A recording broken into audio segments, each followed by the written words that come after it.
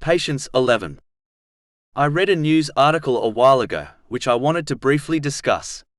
It reported on dealing with a severe calamity, such as the death of a loved one, and the importance of moving on. It is important to understand that when a severe difficulty, such as the death of a loved one, occurs, it is better to return to one's normal daily routine and life as quick as possible, instead of leaving everything in order to grieve for a prolonged time. Even though Islam does not prohibit mourning for those who have passed away yet, the Holy Prophet Muhammad, peace and blessings be upon him, has advised in a narration found in Sahih Bukhari, number 5339, that people should not mourn for more than 3 days, with the exception of a wife for her deceased husband, which is extended to 4 months and 10 days.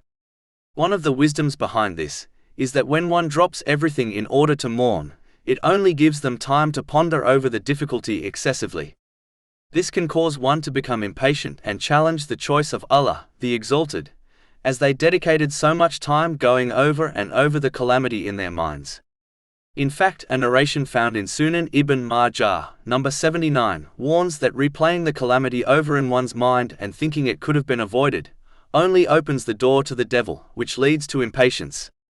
Whereas, moving forward and returning to one's normal life after the recommended 3 days allows one to mourn but without falling into the difficulty too deeply.